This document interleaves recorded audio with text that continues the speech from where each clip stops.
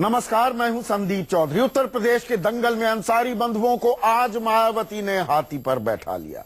मायावती ने बाहुबली नेता मुख्तार अंसारी के साथ उसके बेटे और भाई को भी विधानसभा का टिकट दे दिया है। अंसारी भाइयों ने समाजवादी पार्टी की साइकिल पर चढ़ने की बहुतेरी कोशिश की। शिवपाल यादव साइकिल पर बैठाते तो अखिलेश यादव धक्का दे देते थे, लेकिन मायावती ने पूर्वांचल के मुस्लिम वोटरों को अपने पाले में मिलाने के लिए अंसारी बंधुओं को हाथी पर बैठा लिया है। यूपी में फिलहाल सबसे ज्यादा मारामारी मुस्लिम वोटरों को लेकर है। बीएसपी ने पहले ही 97 मुस्लिम उम्मीदवार उतार कर इस बड़े वोट बैंक पर अपना दावा मजबूत किया। हमारा सवाल ये कि क्या बाहुबली मुख्तार अंसारी मायावती को दिला देंगे मुस्लिम वोट, और क्या मायावती साबित करने की कोशिश कर रही हैं कि अखिलेश मुस्लिम विरोधी हैं?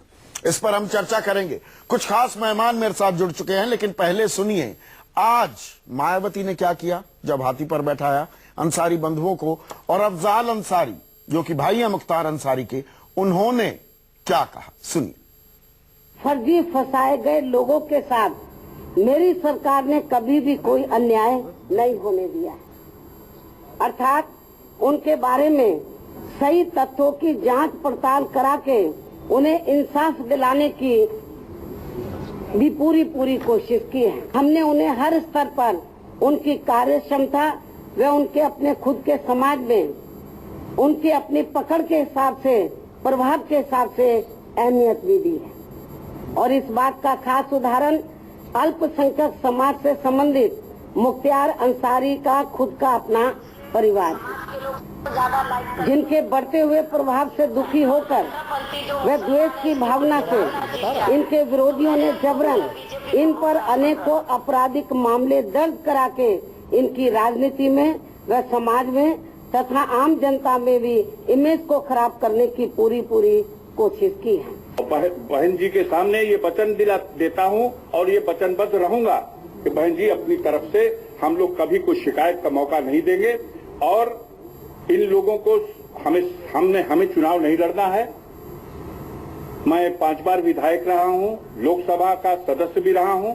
इस विधानसभा के चुनाव में नहीं चुनाव लड़ना है। अगर बहन जी हमें किसी योग्य समझेंगी और ड्यूटी लगाएंगी तो एक चौकीदार की हैसियत से, बहुजन समाज पार्टी के एक कार्यकर्ता की हैसियत से मैं दिन रात एक करके, और ये जिन लोगों के दिलों में नफरत इतनी है, जो कहते कुछ हैं और करते कुछ हैं, वादा खिलाफी करने वालों को कहीं न कहीं से जनता की अदालत में नंगा करूंगा। और चर्चा में मेरे साथ बीजेपी के राष्ट्रीय प्रवक्ता डॉक्टर संबित पात्रा, समाजवादी पार्टी के प्रवक्ता असीम वकार और बहुजन समाज पार्टी के प्रवक्ता डॉक्टर एमएच खान हैं। डॉक्टर एमएच खान, तो मतलब ये कि साम दाम दंड भेद हर हथकंडा इस्तेमाल किया जाएगा अपनी नैया पार लगाने के लिए। अब आप बाहुबलियों का भी आसरा ले रहे हैं अंसारी बंधुओं को बीएसपी में शामिल करके। नहीं, देखिए, ये आप जो बात कह रहे हैं बाहुबली शब्द का इस्तेमाल हम ही आप करते हैं जब आदमी के ऊपर कोई मुकदमा चल रहा है, उस पर कोई फैसला नहीं आया है। हाँ। तो अभी से हम उसको अपराधी कैसे घोषित कर सकते हैं? अच्छा। दूसरी बात यह है कि सिबगतुल्लाह अंसारी, जिनको कि समाजवादी पार्टी ने टिकट दिया था, उन पर कोई मुकदमा है। उनका लड़का अब्बास 2 बार नेशनल अवार्ड ले चुका है खेल में, उस पर कोई मुकदमा है। अगर कोई अपने आप को सुधारना चाहता है और आप समाज में आके समाज का काम करना चाहता है, तो बहुजन पार्टी सब जन हिताय सब जन सुखाय का के नारे पे चलती है। हाँ। और उसी पे नारे पे चल के इनको शामिल किया है। हाँ। और इनके भाई ने बाकायदा आपके टीवी माध्यम से कहा है। हाँ। कि हम जो कोई शिकायत नहीं आने देंगे, जो बहन जी का आदेश होगा, कोई सुधरना चाहता है और कोई सुधरना चाहता है तो उसे मौका दिया जाए सुधरने का, उसे टिकट दे दिया जाए। रिहेबिलिटेशन सेंटर बन गया है बीएसपी। ये तो धर्म भी कहता है। हाँ। ये तो धर्म भी कहता है, चाहे जो धर्म उठा लीजिए। हाँ। मुस्लिम धर्म हो, हिंदू धर्म हो, सनातन धर्म हो, और चाहे क्रिश्चियन हो, जो भी व्यक्ति अगर सुधरना चाहता है। हाँ। और मुख्तार अंसारी तो एक बार के एमएलए नहीं है, 3 बार के एमएलए, जनप्रतिनिधि है वो। हाँ। वो ऐसा तो नहीं है कि हम किसी सड़क छाप जेल में बैठे हैं, शामिल कर लिए हैं। जेल में बैठे हैं, जनप्रतिनिधि है, जनता का उनको विश्वास है। हाँ। इसलिए हमने उनको शामिल किया है। जेल में बैठे हैं वो जी, और कल तक घूम रहे थे पीछे पीछे अखिलेश यादव के कि भाई हमें ले लो समाजवादी पार्टी में, हमें ले लो समाजवादी पार्टी में। जी अखिलेश यादव ने क्या किया? हाँ। अखिलेश यादव ने भी तो ले लिया था। और फिर देखिए, अखिलेश यादव की बात ना करिए। अखिलेश यादव क्यों ना करूं? पार्टी में तो गुंडों की भरमार पड़ी हुई है। 300 से ज्यादा दंगा हो गया। दंगाई मुख्यमंत्री है वो तो उस पर खुद ही अल्लाह चन है। हाँ। वो तो खुद ही पाक साफ नहीं है। ये रामपाल यादव, ये सीतापुर का एमएलए था, उसका यहाँ पे मकान गिरवाया, सीतापुर में मकान गिरवाया। उसके बाद कहा पार्टी से निकाल दिया 6 साल के लिए। उसके बाद फिर पार्टी में ले लिया। राजा भैया को मंत्रिमंडल में रखे तो अंसारी बंधुओं को, साक्षी महाराज, अंसारी बंधुओं को, सोम जी हैं, सारे लोग तो गुंडे बदमाश भरे हुए हैं।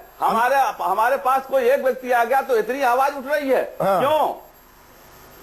आखिर क्यों? असीम वकार इसका जवाब देंगे। बाहुबलियों की, गुंडों की भरमार हर पार्टी में है। बीएसपी ने ऐसा कौन सा गुनाह कर दिया, क्या पाप कर दिया अंसारी बंधुओं को टिकट देकर? हमारे हम बता गिनती कर रहे हैं ना आपको। अब असीम वकार की बारी है। असीम वकार, अंसारी बंधुओं, पूछ तो रहा हूँ आपसे चौधरी साहब, जरा बताइए आप कि सब सिबगतुल्लाह अंसारी पे कितने मुकदमे हैं? मैं मुख्तार अंसारी की बात कर रहा हूँ। का बेटा जो अब्बास, मैं मुख्तार अंसारी की बात कर रहा हूँ। मुख्तार अंसारी को टिकट दिया कि नहीं दिया? मुख्तार अंसारी को टिकट दिया कि नहीं दिया? टिकट दिए गए उसमें मुख्तार अंसारी को टिकट दिया कि नहीं दिया? मुख्तार अंसारी को टिकट दिया। मुख्तार अंसारी मऊ से एमएलए हैं। हाँ। आज की डेट में भी मऊ से एमएलए हैं। जेल में नहीं है, बाहुबली नहीं नहीं है वो। हत्या का आरोप नहीं है। नहीं, जेल में है तो उसका क्या मतलब होता है? जेल में है तो जेल में है। अभी कोई फैसला तो नहीं कोर्ट का आया है चौधरी साहब। तो फिर तो फैसले का इंतजार करते रहिए। इस देश में फैसला आते आते 20-30 साल लग जाते हैं। तब तक फिर किसी को भी फिर तो संसद में ये तो कानून व्यवस्था पर आप उंगली उठाइए। हाँ, ये तो उंगली व्यवस्था, कानून व्यवस्था पर उंगली उठाइए ना। तो अब असीम वकार को जवाब देने दीजिए। असीम वकार, आपकी पार्टी में भी गुंडों की भरमार है। ये आप इमेज चमकाने के लिए आपने अंसारी बंधुओं को टारगेट कर लिया। बाकी इस हमाम में सभी नंगे हैं, ये आरोप है एमएच खान का।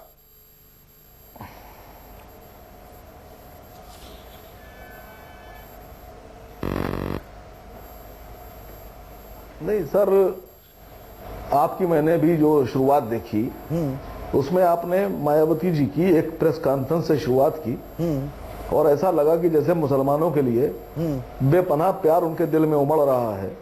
तो मैं आपसे गुजारिश करूंगा कि एक प्रेस कॉन्फ्रेंस आपने चलाई और एक प्रेस कॉन्फ्रेंस की आवाज मैं आपको सुना रहा हूं, मेरे मोबाइल में है। हो सकता हो कि आपके मोबाइल में, आपके चैनल के ऊपर लोग सुनने के बाद वो मोहब्बत और हमदर्दी का अंदाजा लगा लें। समाज के लोग उसको ज्यादा लाइक करते हैं जो कट्टरपंथी होता है, और कट्टरपंथी जो मुसलमान है इसकी औरत चुनाव ना जीत जाए तो मैंने उनको बोला बीजेपी को वोट ट्रांसफर कर दो। तो मेरठ के अंदर फिर जो सुन कास्ट के लोगों ने, मुसलमानों ने तो नहीं किया, वो तो कट्टरपंथी को गया। लेकिन मेरे कहने पर सुन कास्ट और बैकवर्ड क्लास का जो अपर कास्ट का वोट जो हमारे साथ में जुड़ा हुआ था, तो वो बीजेपी को हमने ट्रांसफर करा दिया। तो कहीं वो कट्टरपंथी जो है वो चुनाव ना जीत जाए। ये मैं समझता हूं कि एमएच खान साहब के कान में भी आवाज गई होगी और आपने तो सुना ही है। आप तो बहुत बड़े और आला पत्रकार हैं, आप तो कई बार सुन चुके होंगे। इसका मतलब भी समझ लीजिए अच्छे तरीके से कान में आवाज आई है। लेकिन 97,000 अगर मुसलमानों को दे दे मायावती जी और जलते हुए तवे पर बैठ जाए, मारा गया, हिंदू मारा गया, कौन कौन मारा गया? जलते हुए तवे पर अगर मायावती के नाम पे आप बैठे हुए हो तो तो वो इस बात का जवाब नहीं दे पाएंगी कि वो कौन जिसका एक आदमी जीतने ना पाए। आपने कहा था 18% मुसलमानों को हराने के लिए मायावती जी ने अपना पूरा का पूरा वोट बैंक, जो जेल में schedule caste vote bank Bharatiya Janata party में ट्रांसफर कर दिया। ऐसी मानसिकता की औरत, ऐसी मानसिकता की एक नेता मुसलमानों से हमदर्दी किस तरह कर सकती है और कैसे उनके दिमाग में ये बात लोग ये मान लेंगे कि वो मोहब्बत करेंगे कि मुसलमान को जिताना चाहती है, मुसलमान को भेजना चाहती है। 10 करोड़ की बस पे चलने वाले लोग जानता है, नए समाजवादी लोग हैं, बोलिए और सुनने की कोशिश कीजिए। तो मैं समझता हूँ कि ज्यादा बेहतर आप इस बात पहुंचेगी और जवाब ठीक से दे पाएंगे।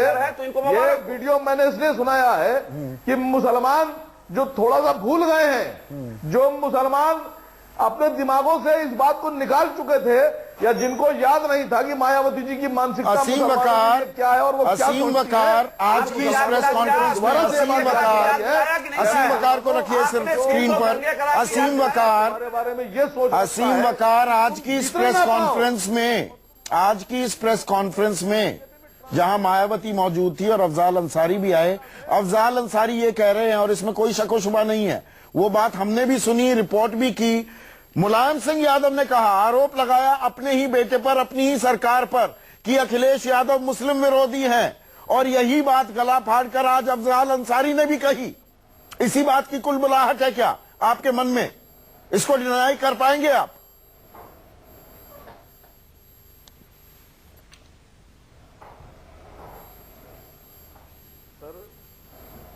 सर, जिनकी आप नाम ले रहे हैं अंसारी साहब का, क्या वो, मैं मुलायम सिंह यादव का भी नाम ले रहा हूं। 24 घंटे के अंदर अंदर उनके दिमाग में ये बात आई?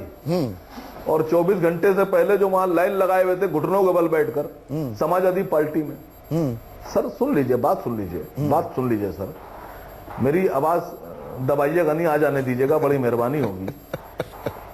55 लाख महिलाओं को पेंशन दी गई उत्तर प्रदेश में, समाजवादी पेंशन से जोड़ा। मैं मुस्लिम वोट बैंक की बात कर रहा हूं। 55 लाख में 14,75,000 मुसलमान महिलाएं हैं जिनको इस पेंशन का लाभ दिया गया है, यानी लगभग 25% से ज्यादा, 25.5% आप इस बात को लेकर क्या कहेंगे? आपके संरक्षक, लगभग आपके संरक्षक 3 लाख बच्चे मुलायम सिंह कह रहे हैं कि अखिलेश यादव मुस्लिम विरोधी हैं, और उसी बात को चुनावी मुद्दा बनाने पर आमादा है मायावती।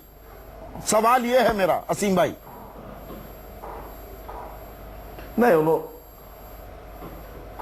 नहीं, उन्होंने ऐसा कुछ नहीं कहा है, उन्होंने ऐसा कुछ नहीं कहा है। हाँ। मायावती जी का जवाब तो हम लोग दे देंगे। हाँ। और मायावती जी का जवाब देने के लिए मैं अकेला काफी हूं। ये आपके पास, मैं जिस मंच पर खड़ा हो जाऊंगा, मैं गारंटी ले रहा हूं, मायावती जी का ये टेप पहले बजाऊंगा और भाषण बाद में दूंगा, और फिर मुसलमानों से पूछूंगा कि मुसलमानों ये बताओ कि तुम्हारा हमदर्द कौन है। कोई नुकसान नहीं होने वाला अफजाल अंसारी, मुख्तार अंसारी का बीएसपी में जाने से आपको।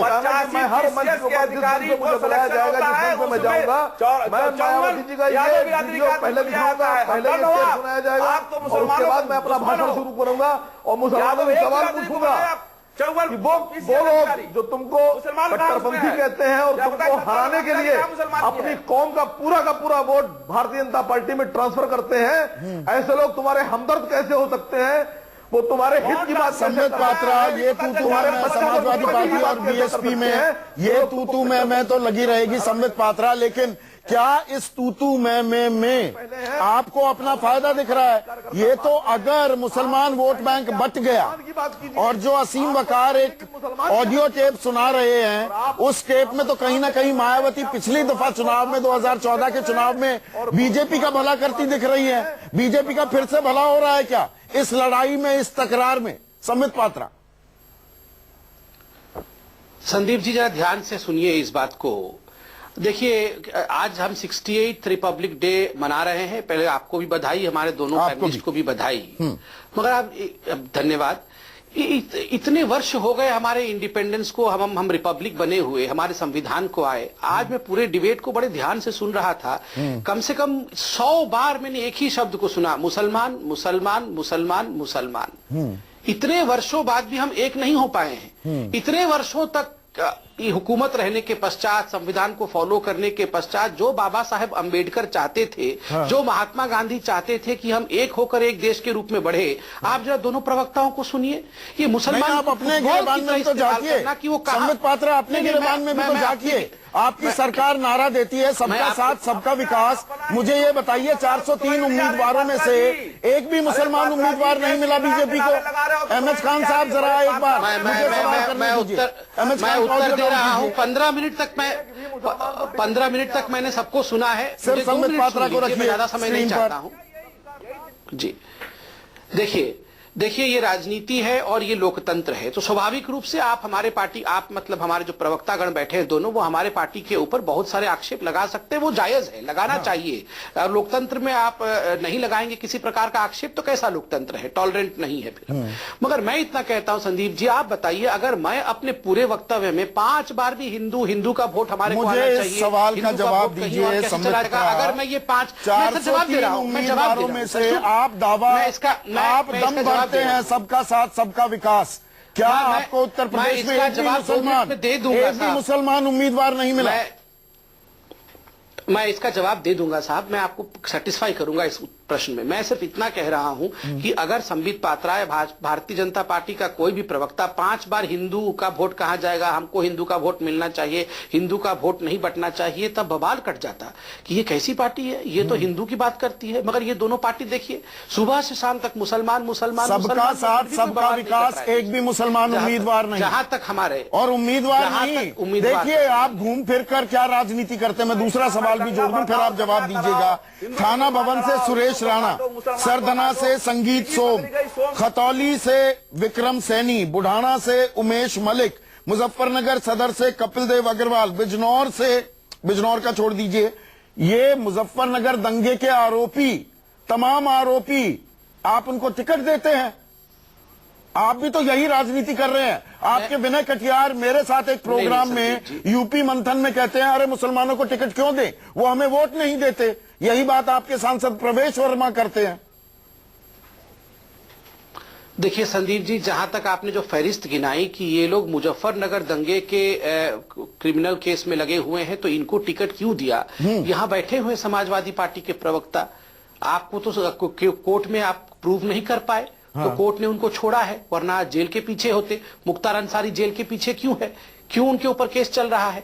देखिए मुख्तार अंसारी आज सेंट्रल है इस पूरे डिबेट में। संदीप जी, ये हिंदू मुस्लिम की डिबेट हम रोज करते हैं, आगे भी हम लोग करते रहेंगे, मगर महत्वपूर्ण बात है मुख्तार अंसारी जैसा आदमी जिसने एक मर्डर केस नहीं, कोई कृष्णानंद राय एक मर्डर केस नहीं है 2005 का, मैं यहाँ दर्जनों नाम गिना दूंगा और गिनाता हूं दर्शकों के लिए, कपिल देव सिंह, अजय प्रकाश सिंह, राम सिंह मौर्य, ये लोगों को किसने मारा है?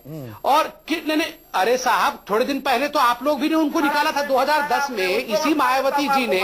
अरे काहे चिल्ला रहे हैं? मायावती जी ने भी तो निकाला था इनको 2010 में क्रिमिनल बोल के। अब अचानक ये सही हो गए? अरे अब अचानक सही हो गए? 2010 में तो आपने भी क्रिमिनल बोल के इनको निकाल दिया था। ये तो घर वापसी हुई है। 2007 में आपके पार्टी में थे, पहले भी आपके पार्टी से विधायक थे, तो आपने तो क्रिमिनल बोल के निकाला था ना इनको, तो आज कैसे सही हो गए? पूरी हो रही है। देखिए समित पात्रा, आपकी मंशा पूरी हो रही है ना, मुस्लिम वोट बट जाए तो बीजेपी की बल्ले बल्ले, वो बटता दिख रहा है, आपको मजा आ रहा होगा इसमें। बिल्कुल नहीं संदीप भाई, मैं आपको बिल्कुल सीरियसली दिल की बात बता रहा हूं। आप खुद सोच के देखिए, आप बहुत संजीदगी के साथ पत्रकारिता करते हैं। आप इस पूरे डिबेट को देखिए, 100 बार हमने कहा मुसलमान का वोट कहां जाएगा, मुसलमान का वोट, केवल मुसलमान का वोट कहां जाएगा, हिंदू करते हैं, मुसलमान का क्या होगा, किसने चिंता की है? मैंने बताया, आप हिंदू करते हैं। आपको आपके प्रदेश अध्यक्ष को केशव प्रसाद मौर्य को 2 दिन पहले रामलला फिर याद आ गए, वो रामलला जो 25 साल से तरपाल में बैठे हैं।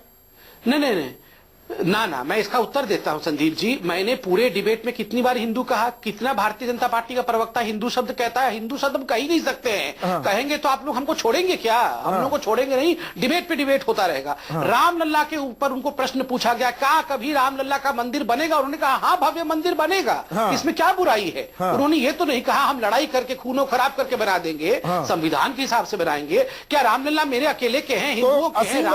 आखिरी सवाल का जवाब दीजिए। वकार भाई के भी रामलला है। आखिरी सवाल का जवाब दीजिए मेरे, जो संबित पात्रा कह रहे हैं उनकी बातों में दम है। आप मुस्लिम दहाड़ते रहे, चिल्लाते रहे, वोट मांगते रहे बिल्कुल खुलेआम, तो अगर बीजेपी हिंदू पुकारे तो आपको फिर मिर्ची क्यों लगती है? यही कर दिया है ना राजनीति का हाल। आज हम गणतंत्र दिवस पर ऐसे एक विखंडित समाज की बात कर रहे हैं, बड़ी कड़वी बात है पर पूछनी पड़ रही है। मैं बता रहा हूं आपसे,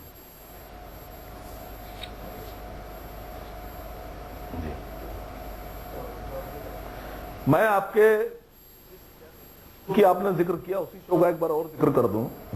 जब विनय कटियार जी से ये पूछा गया तो उन्होंने कहा संविधान के दायरे में रहते हुए, न्यायपालिका का आदेश मानते हुए जो फैसला आएगा उसका सम्मान करते हुए मंदिर अगर बनाने का आदेश होगा तो बनाया जाएगा, नहीं आदेश होगा तो नहीं बनाया जाएगा। अभी संबित पात्रा जी ने भी ये बात कही, बीजेपी के प्रवक्ता के मुंह से अच्छा लगा मुझे सुनकर कि खून खराबा करके 10 सेकंड आपके पास करके नहीं किया जा सकता। तो साहब ये बता दीजिए कि 1990 में 1992 में उसी संविधान को पैरों तले कुचलते हुए, उसी न्यायालय के आदेश का बिल्कुल असम्मान कर दिया आपने और देश के संविधान को पैरों तले कुचल दिया, और आपने वहां पर लाशें गिरवाई पूरे हिंदुस्तान में। मुलायम सिंह जी कह रहे थे केवल कम लोगों को मारा है। Run out of time. 68वें गणतंत्र दिवस के मौके पर आज संध्या में हम ये चर्चा कर रहे हैं, हम कितने अभी भी बटे हुए हैं हिंदू मुसलमान के नाम पर, जात पात पर ही वोटिंग हो रही है, वोट मांगे जा रहे हैं, उम्मीदवार तय किए जा रहे हैं। हम सभी को अपने गिरेबान में झांकने की जरूरत है। इसी उम्मीद के साथ आप सभी का शुक्रिया। आज सबसे बड़ा सवाल में बस इतना ही। नमस्कार।